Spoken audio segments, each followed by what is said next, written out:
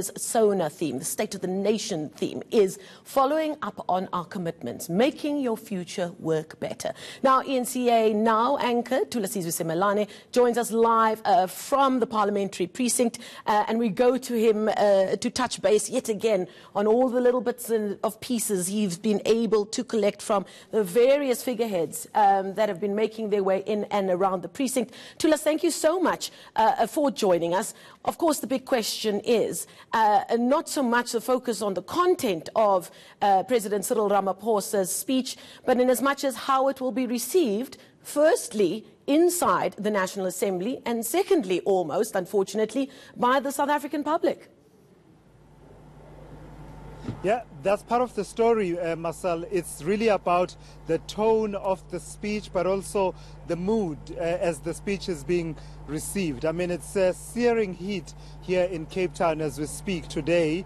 We wonder how hot how heated things will be inside the National Assembly. And of course, there's the question of how it is received, as you say, by the South African public, whether when people listen to the speech and read it, feel that it answers questions that they have about the plethora issues that we face as a country. That's the one aspect. And of course, that then takes you to the actual content of the speech. So among the things that I imagine a lot of people will be looking forward to is the whole issue that the president has been hinting at, that there's going to be some kind of an announcement of further actions to be taken to strengthen Eskom. The state-owned enterprises we expect will be quite central in terms of the content of what the president talks about. Eskom having recently secured 15 billion rand in terms of the loans that it needed from a group of banks that include domestic and international banks,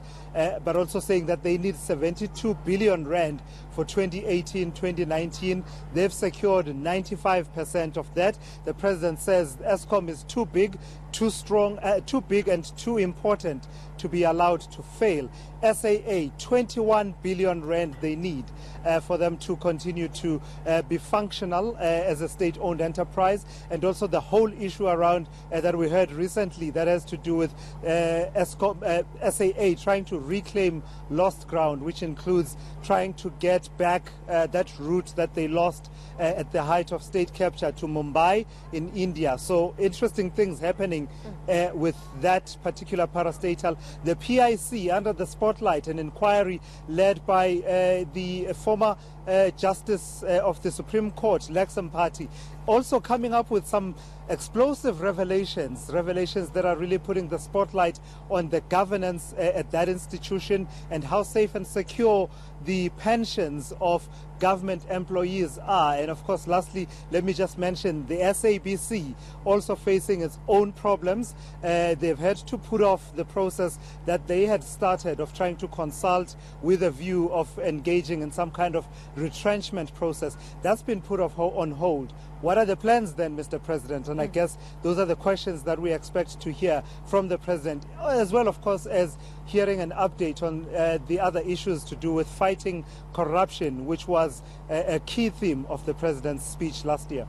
Now, Thulas, you and I have covered our fair share of State of the Nation addresses, but it allows one to really take a step back and compare the two speeches that would have been made, the first one being made by President Cyril Ramaphosa, very much still in the honeymoon period of the so-called New Dawn, and a year on now. How far has the country come as a nation, firstly, with quite a bit of focus on how the governing party has performed?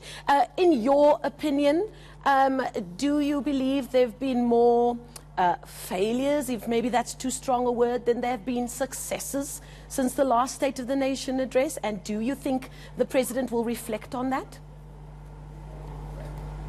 Well, honeymoon period is the right phrase that you use there, Marcel, because, I mean, just looking back to the speech last year, it really was a honeymoon period. I mean, we went from a period where there was so much friction in the House, in the National Assembly. Whenever the President Zuma at the time, would be in there would be friction, and there would be just this sort of tension in the air between the presiding officers, the opposition parties, the ANC standing its ground, and the President at the time also not backing writing down all those antics that we would see at that particular time.